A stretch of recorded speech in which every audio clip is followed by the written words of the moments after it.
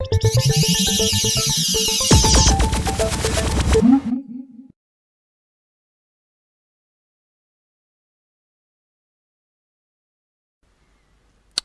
let's have a look at how to sharpen our picture. No matter what quality camera or lens that you're photographing with, there is always the need for you to sharpen your image to an appropriate level for the type of outcome that you are working with. If your image is going out to screen at a specific pixel size, well then that will require a different level of sharpening than if your image is going out to print on matte paper, for instance, or even out to print on gloss paper. All of these circumstances will have different sharpening requirements. So it's important that when you're sharpening, you see sharpening as a two-step process. There's the initial sharpening that you do when you first bring your image in from your camera, and if you're working in RAW, this was generally applied through the RAW conversion program. This could be Adobe Camera Raw or Lightroom. And then a second step to the sharpening process is when you actually make the sharpening adjustment before you go to output. And really this has to be governed or adjusted to the type of output that you're working with. So if the same image is going to be output to 3 or 4 different types of papers or different sizes, really you should have different sharpening for each of those different types of output. This means that you can have duplicate images if you're applying the sharpening to the picture itself, or you can actually apply the sharpening via a smart object or smart sharpening in CS3, or you can apply the sharpening print and then undo the sharpening effects. Let's look at some of the sharpening features that are inside Photoshop CS3 anyway. First of all, we're going to go up to Filter, and we're going to go down to Convert for Smart Filters to start with. So essentially the layer has been converted to Smart Object Layer, and now when we apply some filtering to the Smart Object, we can actually undo that filtering at any time later.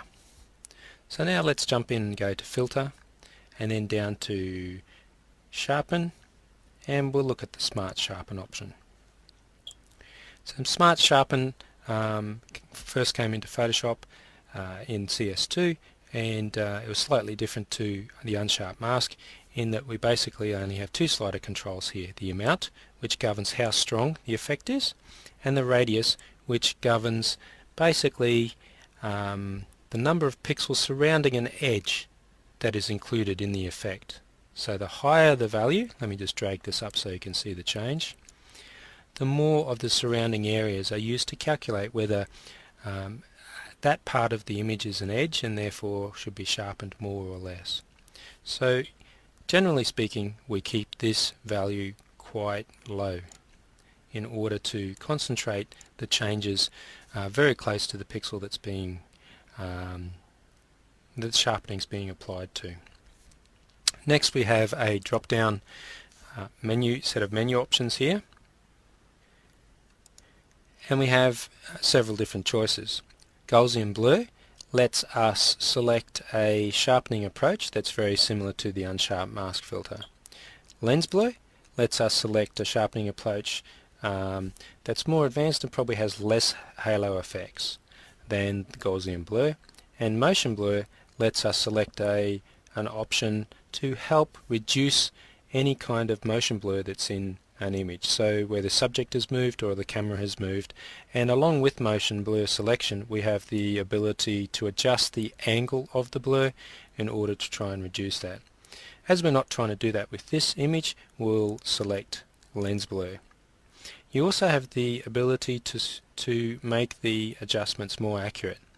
Now this essentially means that it takes a longer time to apply the adjustments because they're more finely applied, but it does give you more accurate results. There's also the ability for us to select the advanced option, and the advanced option provides 2 separate tabs other than the sharpen tab to the dialog. This means that we can go into the shadows and we can fade the sharpening effect in the shadow areas. We can adjust which parts of the tonal range that this effect is applied to, and we can adjust the radius separately for the shadow detail. This all means that we can make separate sharpening adjustments to the shadow detail of the image, which is often a good thing because sometimes there's lots of noise in the shadow detail if you're using low light, for instance, to take the image. And we can also select the highlight and adjust a different sharpening amount for the highlight as well. So use these two tab controls or two tab sections to actually adjust how the sharpening is applied to both shadows and highlights separately. So that's the Smart Sharpen option. If I just click OK, I'll just show you how that's actually been applied using the Smart Filters technology. So I'll go to my layers, and you'll notice how we have inside Photoshop CS3 now we've converted that initial layer to a smart object, and the Smart Filter option is listed beneath that with the Smart Sharpen filter beneath that as well.